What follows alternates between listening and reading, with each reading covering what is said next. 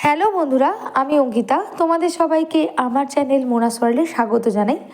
যদি তোমাদের আমার ভিডিওগুলো ভালো লাগে তাহলে ভিডিওগুলোতে একটা লাইক করো, আর ফেসবুক থেকে দেখে থাকলে আমার পেজটাকে ফলো করে দিও, আর ইউটিউব থেকে দেখলে আমার চ্যানেলটাকে সাবস্ক্রাইব করতে ভুলো না। এখন যে ভিডিওটা শেয়ার করছি এটা গত 16ই জানুয়ারি বানিয়েছিলাম বারোভূতের মেলাতে গিয়ে। এই বারোভূতের মেলা অনুষ্ঠিত হয় বিজয়গড় যে শিক্ষানিকেতন প্রাইমারি সেকশন আছে ওই লাগোয়ায় যে বারোভূতের মন্দির আছে।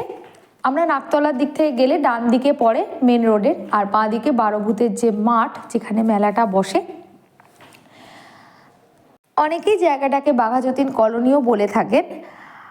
আর এখানে আমি মামনির থেকে শুনেছি যে বনবিবি পূজিতা হন এবং হাঁসের ডিম দিয়ে পূজা দেওয়া হয়। তারপরে সেই হাঁসের ডিমগুলো প্রসাদ হিসেবে ভক্তগণের মধ্যে বিলি করে দেওয়া হয় বিভিন্ন অনাথ আশ্রম এবং মানুষজনের মধ্যে।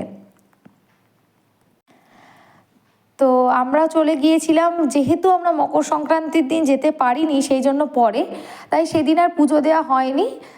ঠাকুরকে নমস্কার করলাম, একটু ঘন্টাটা বাজিয়ে দিলাম, দিয়ে আমরা বেরিয়ে গেলাম। এই যে নাগা সন্ন্যাসীরাও আসেন, এখানেও তোমরা পূজা দিতে পারো চাইলে।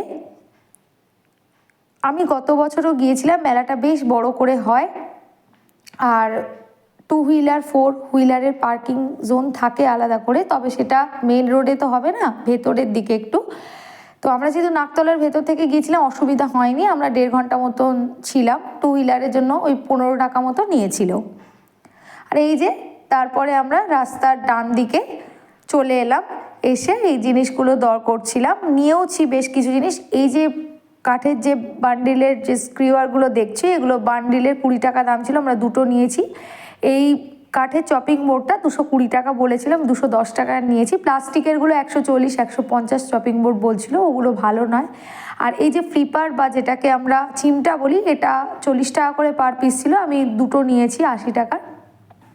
আর এই যে এই সিলিকন ব্রাশটা 50 টাকা বলছিল, আমার কাছে অলরেডি আছে বলে আর নিইনি। আর এই যে শিক কাবাব করার জন্য বা যে কোনো ধরনের কাবাব করার জন্য শিকগুলো দেখছিলে, এইগুলো দাম 20 টাকা পার পিস বলছিল।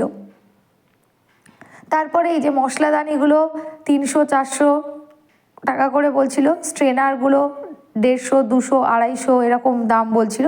তবে আমার মশলাদানি একটা নেওয়ার ইচ্ছা ছিল, কিন্তু দামটা বেশি বলছিল বলে আমি আর নিইনি। তারপরে সাজগোজের দোকানগুলো দেখছিলাম, একসময় প্রচুর সাজগোজের জিনিস কিনতাম, কিন্তু এত বেশি হয়ে গেছে এখন আর কিনি না, জাস্ট দেখেই চলে যাই। তারপরে খাওয়া দাওয়া না হলে মেলা তো জমে না।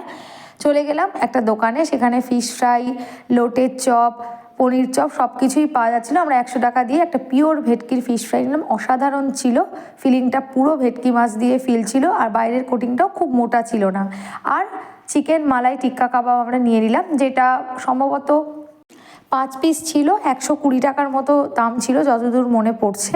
ভীষণ সফট আর ফ্রেশ ক্রিম দিয়ে একেবারে বেশি বেশি করে দেয়নি, যেটা আমার একেবারে ভালো লাগে না। অনেক জায়গাতেই এটা হয়, ফ্রেশ ক্রিমটা বেশি দিয়ে দেয় এবং একটা দুধের গন্ধ আসে, সেরকম ছিল না। আর মামনির জন্য একটা ফিশ ফিঙ্গারও নিয়ে নিয়েছিলাম। তারপরে আমরা চলে গিয়েছিলাম ওই জিলিপির যে দোকান আছে সেখান থেকে আমরা একটু নিমকি নিয়ে নিলাম, আর জিলাপি, আমি একটু গুড়ের জিলাপি খেতে ভালোবাসি, ওখানে দাঁড়িয়েই খেলাম, কারণ মামনি ডায়াবেটিক পেশেন্ট, বাড়িতে নিয়ে যাওয়া যাবে না, হিমাদ্রি বকা দিচ্ছিল আমাকে, তাই নিমকি নিয়ে নিলাম। আর তারপরে রাতের ডিনারের জন্য নিয়ে নিলাম ঘুগনি, 2 প্লেট ঘুগনি ছিল, 30-60 টাকা। আমরা টিফিন বক্স নিয়ে গিয়েছিলাম, ওনারা দিয়ে দিয়েছিলেন। তারপরে এই গোল গোল ঝুড়ি ভাজাগুলোও কিনেছিলাম, আবার মামনি লজেন্স খেতে ভালোবাসে বলে ওগুলোও এনেছিলাম। আর হ্যাঁ, একটা কেক মোল্ডও নিয়েছিলাম, তার দাম নিয়েছিল 180 টাকা মতো।